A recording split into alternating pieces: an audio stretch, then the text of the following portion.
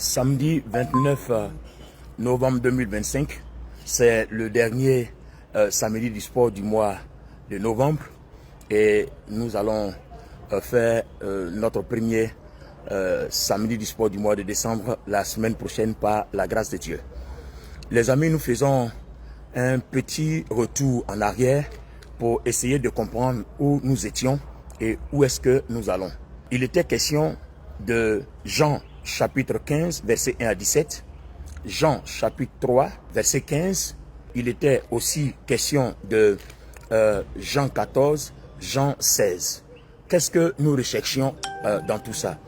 Notre analyse est partie du fait que il n'est pas acceptable d'être chrétien, avoir Jésus-Christ, l'Esprit de Dieu en nous, d'avoir Dieu en nous et d'être aussi faible, d'être aussi médiocre, de passer par des zones de désespoir, de passer par des zones d'échecs récurrents, de malédiction, de pauvreté, de nuisance et même d'une mauvaise vie à cause de ce que nous sommes oppressés, opprimés, dominés par les œuvres des ténèbres.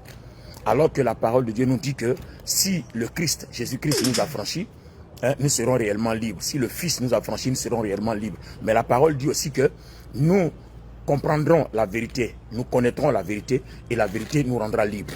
Alors pourquoi est-ce que nous avons Jésus-Christ, nous ne sommes pas encore libres, nous ne sommes pas encore affranchis? Pourquoi est-ce que nous avons la vérité et nous ne sommes pas encore libérés? Alors il y a des explications, parce qu'en fait la vie chrétienne obéit à un modèle. Ce n'est pas parce que nous allons à l'église, nous fréquentons l'église que nous sommes amenés à recevoir tout. Non, ce n'est pas une question de fréquentation, c'est une question de relation avec celui que nous appelons Seigneur, avec celui que nous appelons Sauveur, avec celui que nous appelons Dieu, l'éternel Dieu. Alors cette relation consiste en quoi? Il dit dans Jean 15 qu'il est le cep et nous sommes les sarments.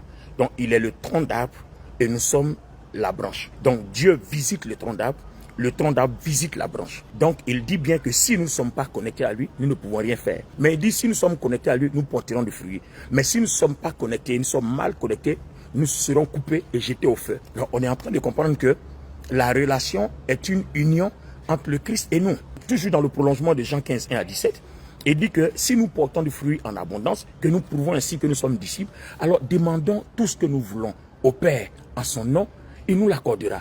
Donc nous avons la promesse que tout ce que nous désirons sur la terre, nous pouvons l'avoir pourvu que nous prouvons que nous sommes des disciples. C'est de là que tout est parti. Donc notre vie chrétienne consiste à vivre la vie de disciples. Comme le dit bien dans Matthieu chapitre 28, le verset 19, allez par tout le monde, faites des nations des disciples. Enseignez-leur à observer ce que je vous enseignais. Donc il y a un enseignement qu'il nous faut pour devenir disciples. Parce que pour prouver que nous sommes disciples, il y a un enseignement qu'il nous faut. Donc quel est l'enseignement qu'il nous faut? Il faut être connecté. Mais comment on est connecté? Et on a compris que dans le décryptage de Jean 3, 16, car Dieu a tant aimé le monde qu'il a donné son Fils unique, afin que quiconque croit en lui ne périsse point, mais ait la vie éternelle. Dans ce décryptage, nous avons compris qu'en fait, tous les mots qui constituent Jean 3, 16 vont tous dans la même direction, c'est-à-dire naître de nouveau. Aimer, car Dieu a tant aimé, aimer, c'est naître de nouveau.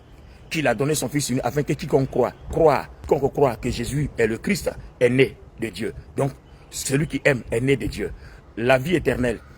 Or, la vie éternelle, c'est que les gens te connaissent, déclare le Seigneur dans Jean 17, 3. Et l'autre côté, on est dans 1 Jean 4. Si vous aimez, vous êtes né de Dieu. Mais connaître aussi, il dit quoi? 1 Jean 4, 7, 8 dit que quiconque aime Dieu est né de Dieu et connaît Dieu. Donc, vous voyez que tout converge vers la nouvelle naissance. Donc, si j'aime, je suis né de nouveau.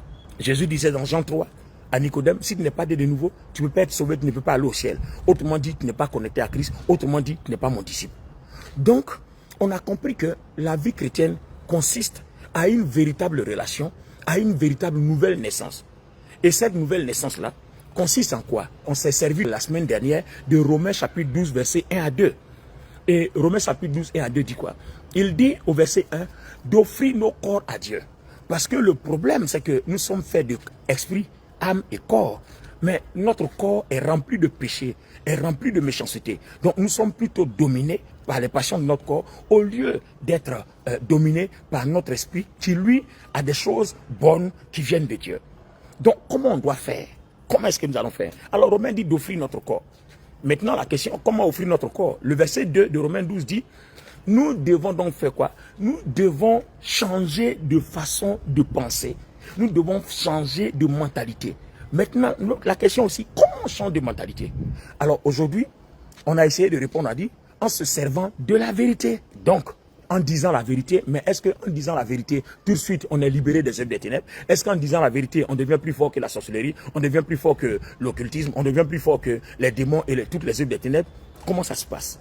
Alors aujourd'hui, brièvement, nous allons toucher un autre point qui va nous aider à nous servir de la vérité. Un autre point qui va nous aider, par la grâce de Dieu, à avancer, par la grâce de Dieu, à dominer notre corps, par la grâce de Dieu, à nous éloigner du péché. Il y a quelque chose que nous devons comprendre. C'est vrai qu'on est fait de corps, âme et esprit, mais on a oublié un récipient important. On a oublié un domaine important de notre vie qui est le cœur. Proverbe chapitre 4, le verset 23. La version 8 secondes dit, garde ton cœur plus que toute chose, car de ton cœur proviennent les sources de la vie. Très bien. Je reprends la version parole vivante. Il dit, par-dessus tout, veille à ce que tu penses et à ce que tu ressens.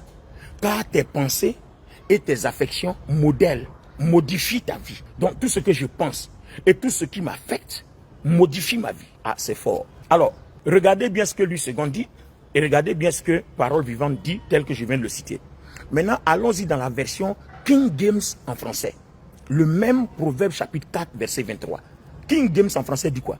Proverbe 4, 23, il dit, garde ton cœur plus que tout, car de ton cœur sont les issues de la vie, c'est-à-dire les portes de la vie.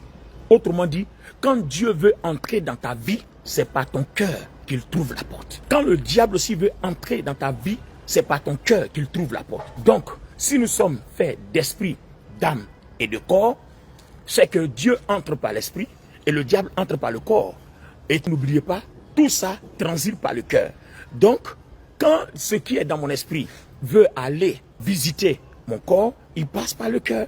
C'est dans le cœur que l'âme récupère tout. Donc, tout ce que l'âme récupère comme volonté, comme acceptation personnelle, c'est à partir de cet instant-là que cela a une répercussion sur le corps. Je réexplique ma pensée. Qu'est-ce que le Seigneur est en train de m'amener à dire? Nous sommes chrétiens et notre esprit est uni au Christ. Et Dieu veut pénétrer dans notre corps parce que notre corps est le temple du Saint-Esprit. Ça, tout le monde le sait.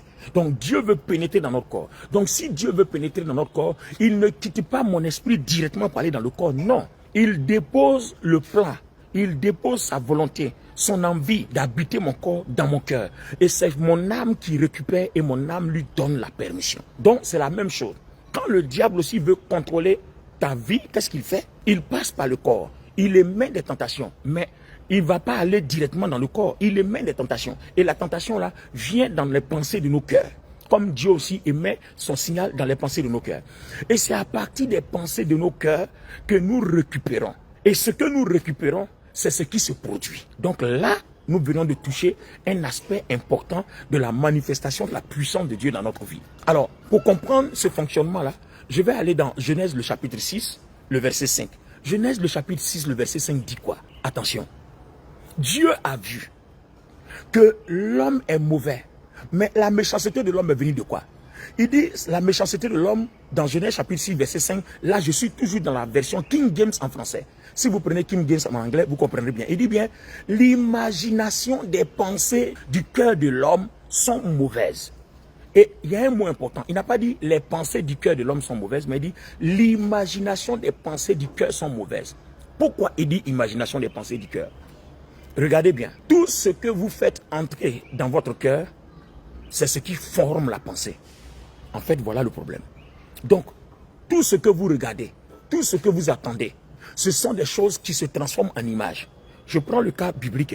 Regardez le roi David qui se promenait sur son palais et puis qui a aperçu une femme qui se lavait toute nue dans sa douche.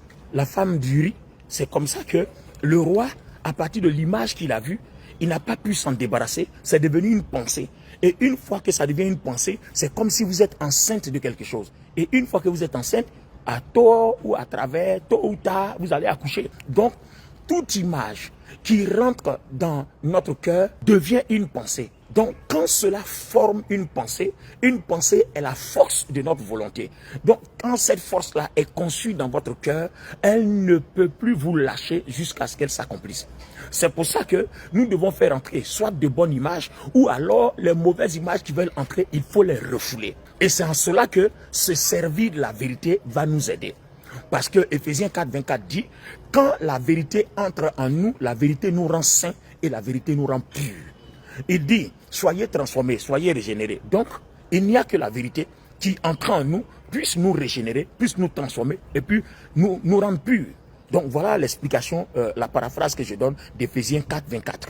Alors les amis, nous sommes en train d'aller vers la première partie de cette interprétation, de la compréhension, de la manipulation, de la gestion de nos pensées. Regardez une chose, quand vous vous asseyez par exemple, et puis vous êtes emporté dans vos pensées, en fait, vos pensées c'est quoi? C'est l'imagination qui nourrit quelque chose en vous qu'on appelle les pensées. Parce que quand vous vous projetez sur quelque chose, je prends un cas simple, que le Seigneur me donne les mots qu'il faut. Par exemple, vous êtes un homme ou bien vous êtes une femme et puis vous êtes amoureux ou amoureuse. Regardez bien, hein? Et puis vous pouvez être perdu dans vos pensées et vous pensez à votre fiancé, à votre femme. Si vous êtes une femme, vous pensez à votre mari, vous pensez à votre fiancé. Regardez bien, rien que en laissant rentrer les images dans votre cœur, vous réalisez que tout de suite, ça vous donne une envie dans le corps.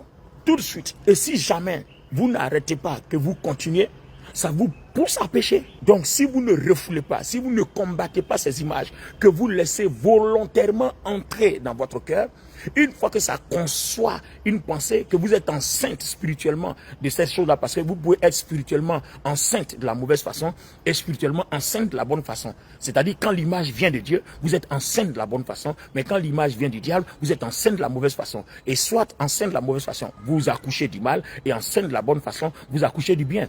Le mal que vous allez accoucher, c'est que la pensée qui est formée dans votre cœur va devenir une force, parce qu'il y a un démon derrière qui se cache, qui fait tout ça. Et une fois qu'il atteint la chair, c'est fini, vous allez l'accomplir. Dieu même ne peut plus vous défendre et votre âme ne peut plus rien faire. Vous allez l'accomplir. C'est comme ça que ça se passe. De la même façon, si vous pensez à quelque chose de bon, alors à ce moment précis-là, il se passe quoi? À ce moment précis-là, Dieu prend le contrôle et votre corps va commencer à obéir et à faire des choses bien. Alors, je réexplique encore avant d'achever. Les amis, écoutez-moi. Nous sommes donc dans la manipulation et dans la gestion de notre cœur à travers l'imagination de nos pensées.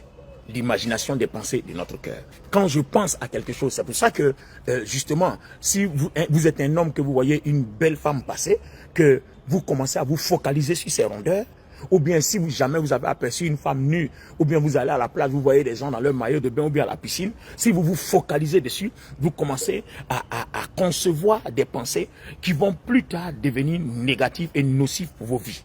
Ça, c'est comme ça que l'être humain fonctionne, parce que on ne peut pas quitter de l'esprit pour aller dans le corps sans passer par le cœur. Le cœur est le moteur qui distribue, c'est le distributeur. Garde ton cœur, la Bible nous avertit, garde ton cœur. C'est de lui que coulent les sources de la vie.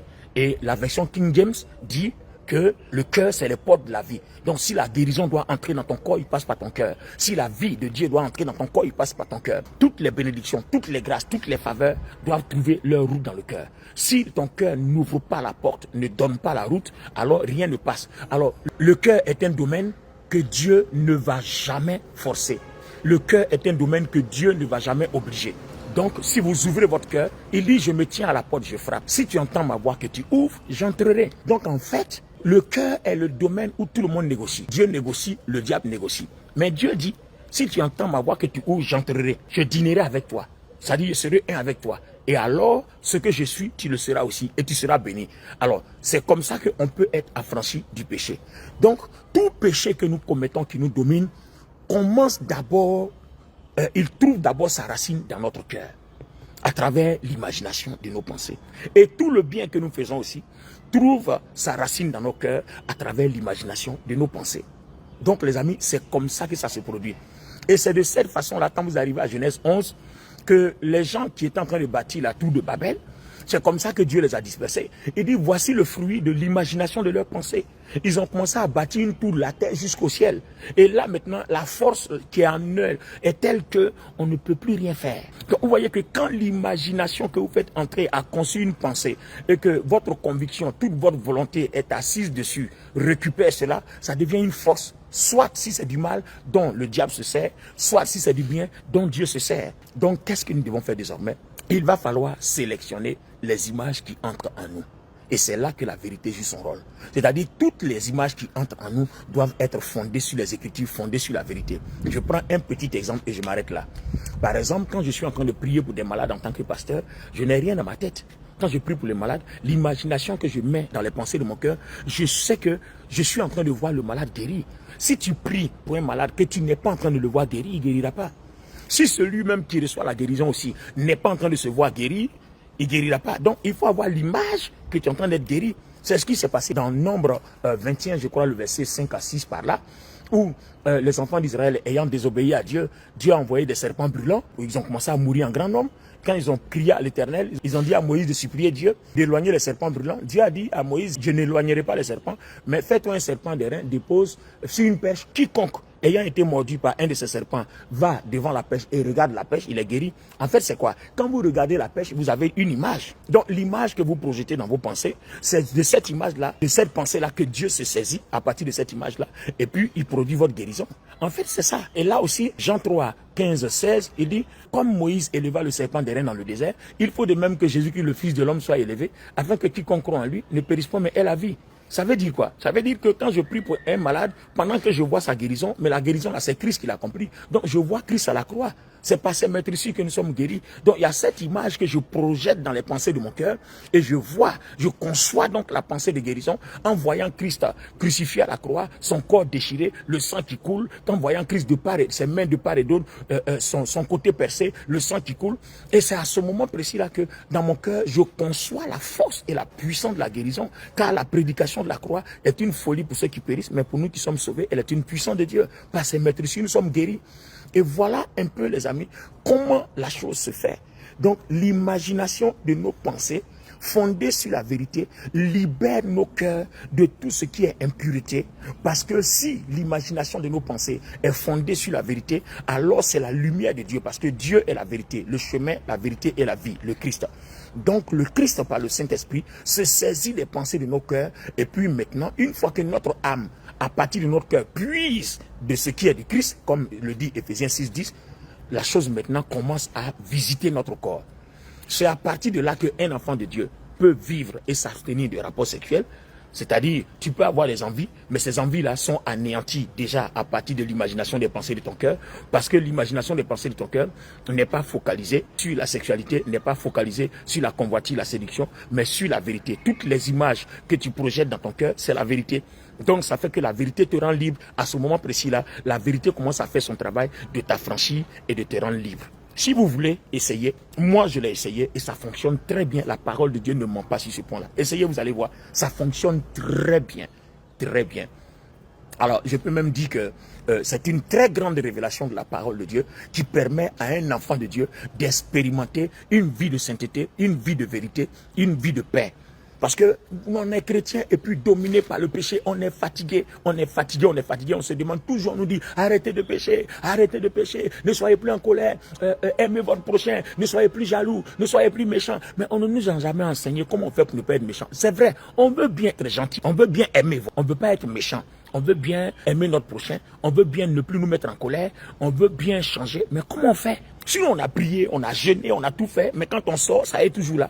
Mais c'est parce qu'on n'a pas sanctifié nos cœurs en changeant de façon de penser, de façon de raisonner. C'est ce que Romains 12, 1, 2 nous dit. Notre façon de raisonner, notre façon de penser. Donc la façon de raisonner va consister, la façon de changer de mentalité va consister à changer les images. Tout ce qu'on impose à notre cœur, il faut changer la façon de faire. Si avant j'étais impudique, que toutes mes pensées étaient focalisées sur les rondeurs de femmes et tous les jours il faut que je sois dans des rendez-vous de sexualité et autres, il va falloir que je change toutes les images et tout ce que je mets dans mon cœur. Et ce que je mets dans mon cœur, c'est de ça que Dieu va se servir pour transformer ma vie. Donc ce que je mets dans mon cœur doit changer. Donc, commence à changer les images de ton cœur, l'imagination des pensées de ton cœur. Commence à les changer.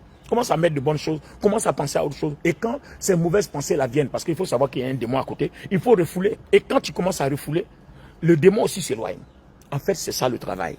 Donc, au fur et à mesure, ça ne va pas te prendre un jour, ça va te prendre du temps. Parce que Dieu va te mettre à l'épreuve, il va regarder jusqu'à savoir ce que tu veux exactement. Et une fois que tu auras convaincu Dieu de ce que tu veux, tu vas voir que le Seigneur, lui aussi, il va commencer maintenant à intervenir parce qu'il se rend compte que tu veux quelque chose. Donc, à tes résolutions, répondra ton succès. Qu'est-ce que tu veux? Tu veux dominer le péché? Tu veux être en paix? Tu veux être un homme béni sur la terre? Parce que si ton cœur n'est pas pur, la gloire de Dieu, les promesses de Dieu ne peuvent pas transiter dans ton corps pour arriver dans dans ton monde physique. Donc, tant que la gloire de Dieu contenue dans ton esprit, selon Éphésiens 1, dit que notre esprit est uni à Christ, nous avons tout ce qu'il faut, jusqu'au verset 13 d'Éphésiens 1. Tant que le cœur n'a pas fait sa sélection, l'âme ne peut pas choisir ce qu'il faut pour que le corps puisse obéir. Donc, il faut que l'âme soit touchée. Notre âme est unie à notre esprit par notre cœur. Notre âme est unie aussi à notre corps par notre cœur. Donc notre esprit ne peut pas aller directement dans notre corps sans passer par notre cœur. Donc le cœur devient le récipient, le moteur où tout se joue. Donc la gestion, c'est les imaginations. Quelles sont les imaginations? Qu'est-ce qui t'intéresse en fait? Si c'est un business qui t'intéresse, que tu vas à un rendez-vous d'emploi, il faut projeter dans l'imagination des pensées de ton cœur, il faut projeter une bonne personne qui va te recevoir, une bonne personne qui va te voir, une bonne personne. Oh, je suis en train de toucher la deuxième partie la prochaine fois. Que Dieu vous bénisse. J'espère que ce que je viens de faire a ouvert une porte. Quelqu'un va commencer à se servir de ça. C'était votre serviteur, ami et frère et collègue, le docteur Olivier Bonny, évangéliste Olivier Bonny. On se retrouvera certainement mardi ou jeudi ou samedi prochain du sport. On sera dans le mois de décembre.